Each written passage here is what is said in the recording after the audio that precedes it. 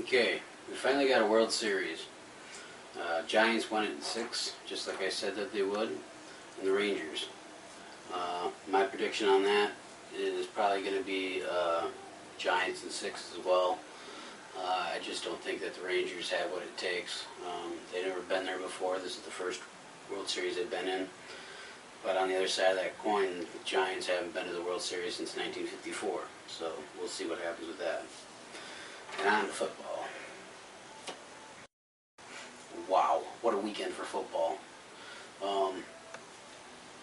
I forgot to talk about the new NFL rule last week. The helmet-to-helmet thing.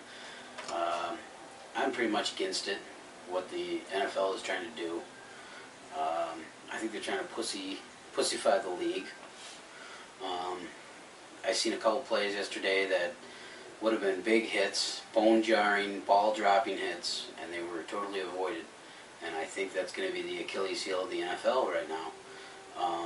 I think they're going to go the route of NASCAR and just pussify the sport. That's my opinion. We'll see.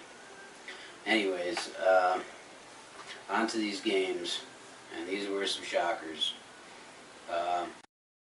Cincinnati, that was a toss-up game for me. I took Cincinnati and I lost.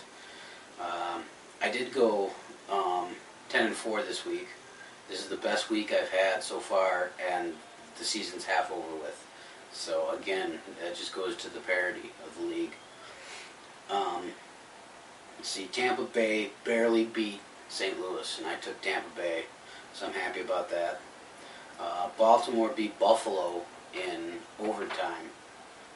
I mean, an 0-5 team, you're going to beat in overtime. As far as I'm concerned, the Baltimore Ravens are overrated. Kansas City kicked the shit out of Jacksonville. This was one of the games that I was flipping back and forth. This was the early game, 42-20. Jacksonville just, wow, they're shocking me. I figured they'd be a little bit better than what they're doing. But after watching them last week and then watching them yesterday, that fucking team just sucks. Washington beat Chicago in one of the bizarrest games that I've ever seen. Cutler threw 4 interceptions. There were at least 2 fumbles by Chicago. McNabb and his defense, or his offense, had a hell of a day as well. D'Angelo Hall had four interceptions. One of them for 92 yards. Congratulations to him. I was also flipping back and forth between that and the Jacksonville game. So the early game was real wild. Philadelphia, I was a little bit surprised at that. Philadelphia might be a little bit overrated. I'm not sure at this point. There's a lot of parity in the league. That was one of the games that I lost.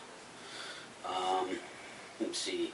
Pittsburgh beat Miami on a weird touchdown fumble play. I will say that I think it was a fumble. I believe that Miami recovered it, but unfortunately the rules are the rules. I don't necessarily agree with all the rules, but that was one of them. That was just wacky. New Orleans got the shit kicked out of them by Cleveland. Breeze had 4 interceptions. I could not believe that.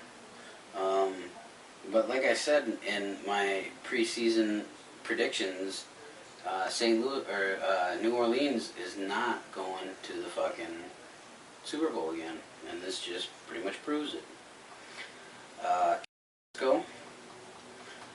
That game could have gone either way. Carolina finally got a win. That game was almost like two retards fucking. Seattle beat Arizona. I won that one. Let's see here.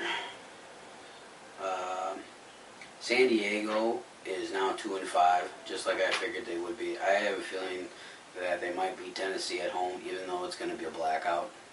That's almost a guarantee at this point. I think there's like 10,000 tickets to sell, and there's no way they're going to sell them. Out of Denver, which really surprised me because I took Denver for the win. That was one of the 4 games that I lost.